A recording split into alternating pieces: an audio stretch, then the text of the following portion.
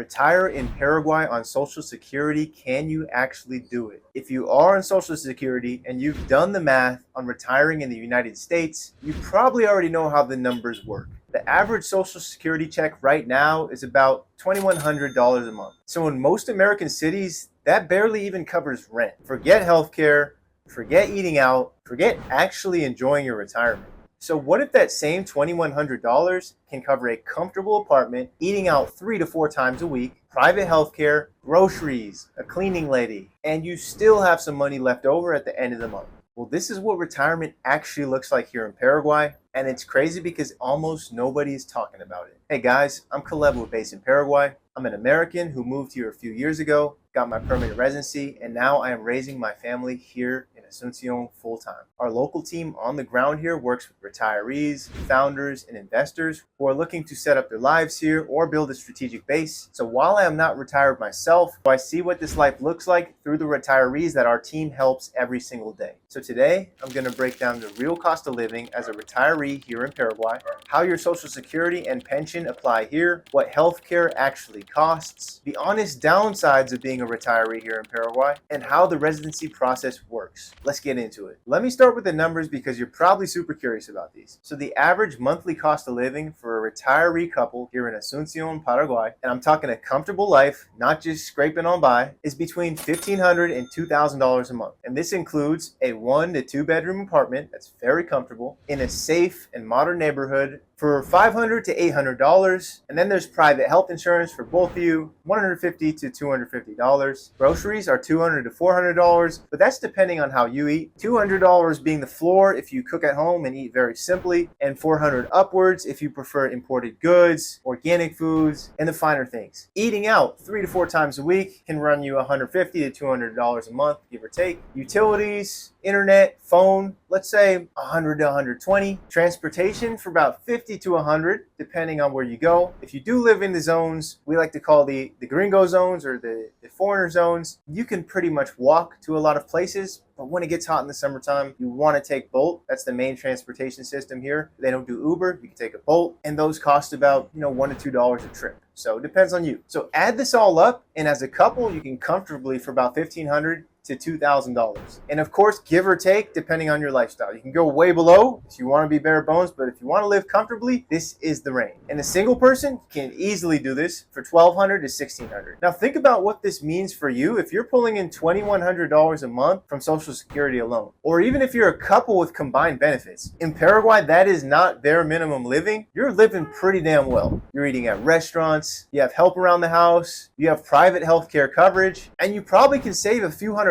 a month on top of that too. So compare that to making it work back in the States, in a state like Arizona or Florida, or even the low-cost states. It's not even close. And here's the part that most people don't even realize. Your Social Security is not taxed here in Paraguay either, because Paraguay uses a territorial tax system, which means it only taxes income generated inside of Paraguay. And because Social Security comes from the US government and it's earned inside of the United States, under Paraguayan law, that is foreign income, so it is not taxed at all. And by the way, if you are seriously considering Paraguay as a place for your retirement, our team handles the full process on the ground here in Asunción: residency, banking, house search, the entire thing to get you set up and comfortable. So you can schedule a Paraguay-based call in the comments in the link below, and we can walk through this actually makes sense for your current situation or not. Now, one of the biggest questions we often hear is, can I receive my Social Security here in Paraguay? Yes, you can. US citizens can receive Social Security here in Paraguay remotely without any reduction or restrictions. Uncle Sam will continue sending the full benefits for as long as you're eligible, and that's no matter how long you live outside of the US. Now, you have 2 options for receiving your Social Security payments here in Paraguay. First is you can keep your US bank and have your Social Security sent there, or you can set up a Paraguayan account and get an international wire deposit straight to your Paraguayan account locally. Paraguay has a direct deposit agreement with the United States government, so this is a fairly straightforward process. Now, most retirees in our network usually keep their US bank account and receive their Social Security benefits there, and use a debit card or a transfer service like Remitly to access the money while they're here. This way you get flexibility in both countries. Now, another important piece to note is the Social Security Administration will send you a questionnaire every 1 or 2 years to confirm that you're still eligible. Just make sure you fill it up, send it back, and you'll get your benefits as per usual. Now, let's talk Medicare, because this is a big one that catches most retirees off guard. Unfortunately, Medicare does not work outside of the US. So if you decide to move to Paraguay, Medicare will not cover your health care here.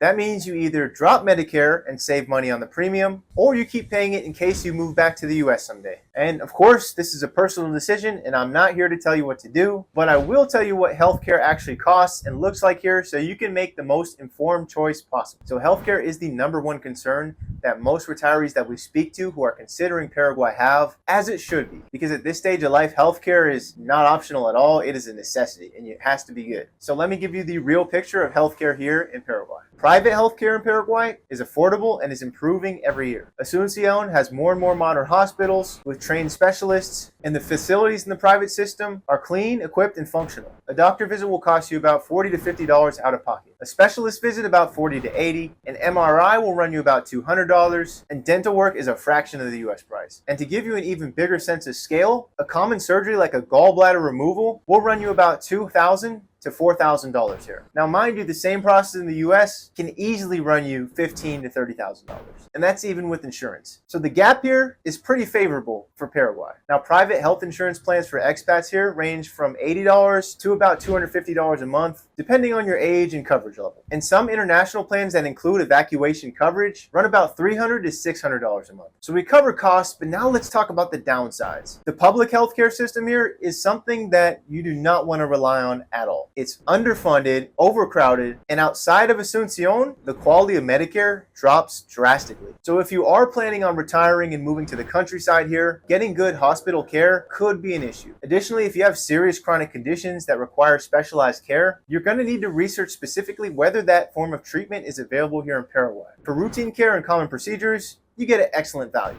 But for rare or highly specialized cases, you shouldn't rely on the healthcare here. And sometimes in extreme measures, you may need to travel to Buenos Aires or Sao Paulo, which are both short flights away from Asunción, to get the treatment that you need. And this is the kind of thinking you need to make before you actually commit to making the decision and coming to Paraguay. So we've covered a little bit about the challenges of the healthcare system here. So I would not be doing you a service if I only talked about the good parts of retiring here in Paraguay. So let's get into the real challenges that a retiree will face here in Paraguay. #1 is the language barrier. Paraguayans speak Spanish and Guarani, and as an American, this accent is particularly hard to understand at first, especially when compared to countries like Peru or Mexico, where the accent seems to be much more digestible for our ears. So if you do not speak Spanish here, daily life will be harder. And that includes doctor appointments, banking, government visits, and even grocery shopping will get more complicated if you do not take the time to learn some basic Spanish. Now, of course, you can get by with certain apps and AI translation. There's all sorts of stuff these days, but it's a real adjustment, and I would suggest you at least come here with a base. So #2,